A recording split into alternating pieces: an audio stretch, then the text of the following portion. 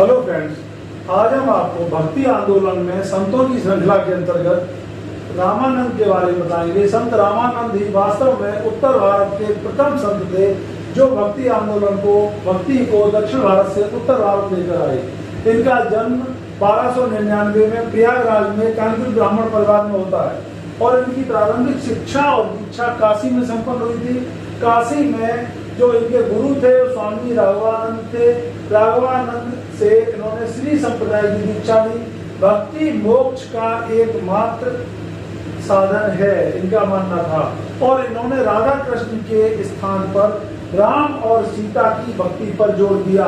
राम और सीता को भक्ति के लिए चुना और हम देखते हैं कि ईश्वर प्राप्ति हेतु इन्होंने पूर्ण भक्ति और अनुराग पर बल दिया।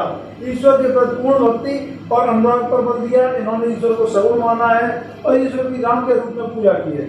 हम देखते हैं ब्राह्मणों की प्रभुता को इन्होंने अस्वीकार करते हुए, ब्राह्मणों के धर्म पर, धार्मिक क्षेत्र पर वर्चस्व को अस्वीकार करते हुए सभी जातियों के लिए इन्होंने भक्ति के द्वार खोल दिए हैं। वास्तव में ये प्रथम संत थे उत्तर भारत में।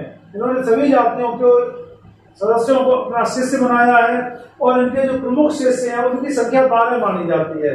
इनमें अनंत, सुखानंद, सुरसुरानंद, नरहरियानंद, भावानंद, इसके अलावा धन्ना, पीपा, रैदास, कबीर, ये काफी प्रसिद्ध हैं और पद्मावती, सुरसरी। हम देखते हैं कि इन्होंने सभी जातियों के जो शिष्य बनाए हैं उनमें रैदास और कबीर काफी प्रसिद्ध हैं। इसके अलावा हम देखते हैं इन्होंने स्त्रियों के लिए भी भक्ति के द्वार खोल दिए हैं, ईश्वर की आराधना के द्वार खोल दिए हैं। पद्मावती और सुरसरी इनकी शिष्याओं में से थी।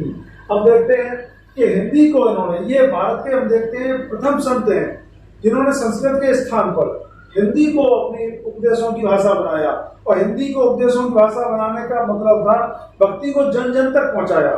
उत्तर भारत में तो लेकर ये आए ही हैं भक्ति को, दक्षिण से उत्तर में, और उत्तर भारत में लेकर इन्होंने हिंदी को जो जनभाषा को इन्होंने उपदेशों की भाषा बनाया है। इससे वास्तव में जन सामान्य तक, जन जन तक भक्ति आंदोलन पहुंच सका। इन्होंने दक्षिण से उत्तर तक सभी तीर्थों की इन्होंने यात्रा की है। इन्होंने गुरु की कृपा पर अत्यधिक बल दिया है। इन्होंने अपने ईश्वर का हृदय में वास बताया है। इन्होंने अपने एक गीत में बताया है कि वो वास्तव में चंदन लेकर ब्रह्म की आराधना करने ही निकले थे, ब्रह्म की उपासना करने निकले थे, पूजन करने निकले थे। ईश्वर ने उन्हें बताया कि ब्रह्म का वास्तव में वास उनके हृदय में है।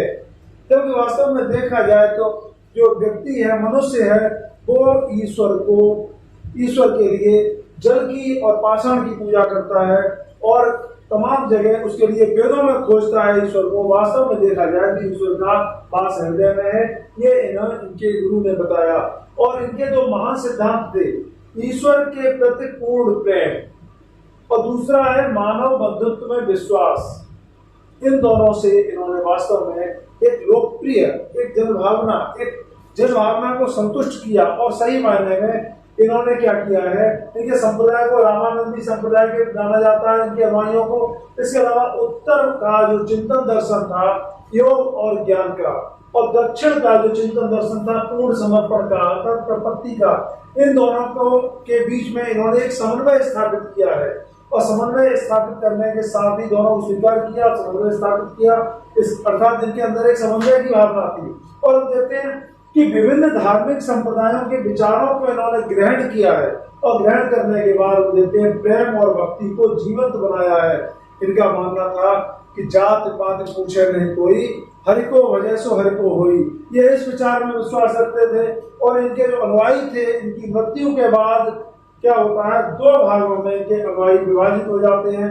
एक रूढ़िवादी वर्ग बनता है, एक सुधारवादी वर्ग बनता है।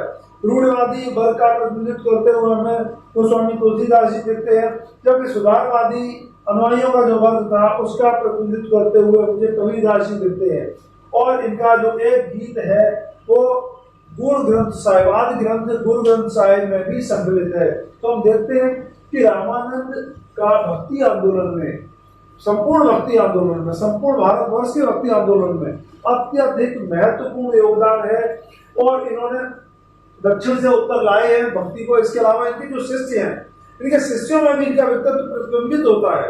किस तरह से इन्होंने तमाम जातियों के रिश्तों को बनाया अपना, और उसके बाद किस तरीके से जन आंदोलन में परिवर्तित किया भक्ति को। तो हम देखते हैं कि इनका व्यक्तित्व अत्यधिक महान था, अत्यधिक उदार था, और इनकी प्रारंभिक शिक्षा काशी में होने के साथ साथ इन्होंने श्री संप्रदाय की दीक्षा ग्रहण की है। ये एक इम्पोर्टेंट फैक्ट होता है। और इनके अनुयायियों को रामानंदी कहा जाता है, क्योंकि इनके अनुयायी माना जाता है इन्होंने रामानंदी संप्रदाय की स्थापना करी। राम सीता की भक्ति का इन्होंने जोड़ दिया है, ब्राह्मणों की प्रभुता को अस्वीकार किया है, सभी जातियों के लिए भक्ति का, ईश्वर की आराधना का द्वार खोल दिया है। और जो अपने समय के जो उनके शिष्य थे रैदास और कबीर, जिनका भक्ति आंदोलन में अत्यधिक योगदान है।